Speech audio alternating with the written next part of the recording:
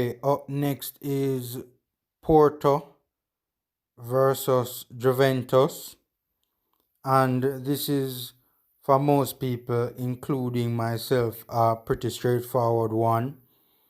Even though Porto has a lot of pedigree in the Champions League, always reaching the knockout stages, even though they're always getting relatively easy groups, though I've always noticed that with Porto, they always are in some very easy groups. But nonetheless, they always reach the second round at bare minimum.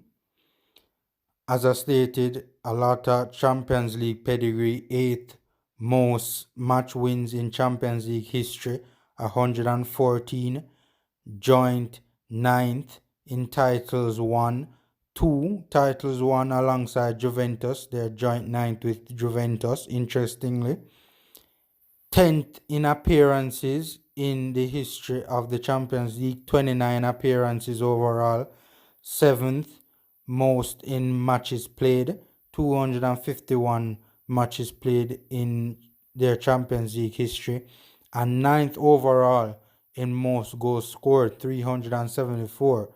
So they're one of the premier clubs and one of the most successful clubs in the Champions League. But I still think that it is a relatively straightforward fixture. Pretty good performance in the group stages. 4 wins, 1 loss and 1 draw.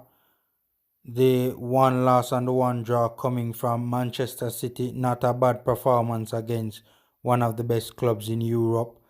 There are 4 wins and the 1 loss and a draw amounting to 13 points. So a pretty decent performance. The only team in the group that they really stood no chance against was City. Everybody else they stood a good chance of beating, even though I thought Marseille would have progressed ahead of them initially. But Marseille was very disappointing to say the least. But the second spot was always gonna be, in my opinion anyway, at the beginning of the Champions League season, a battle between Porto and Marseille. It obviously didn't materialize that way, and Porto going through.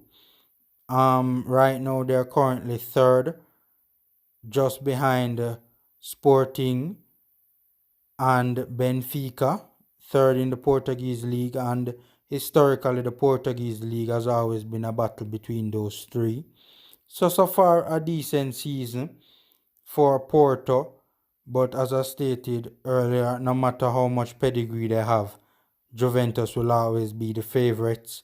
Juventus are currently third in Serie A to shock leaders AC Milan. Nobody saw that coming. Everybody thought that even if at this stage Juventus weren't leading, at the very least Inter would be the ones that would be in front of them. But as it happens, both Milan clubs are currently just ahead of Juventus in the table. Juventus has had no losses so far this season in Serie A. However, though, a lot of draws. They have drawn a couple of times this season. 1 loss of the entire season coming from Barcelona in the Champions League. And this was when they were without Ronaldo rather, due to Ronaldo testing positive for COVID-19.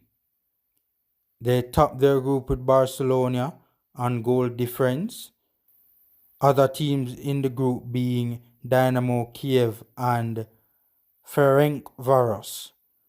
And they had 5 victories and 1 loss amounting to 15 points. As I said, they topped the group based on goal difference because both they and Barcelona had 1 loss apiece.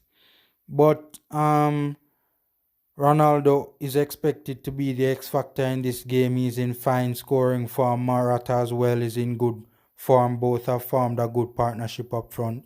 So this one is a very straightforward encounter, and we do expect that Juventus will progress to the quarterfinals.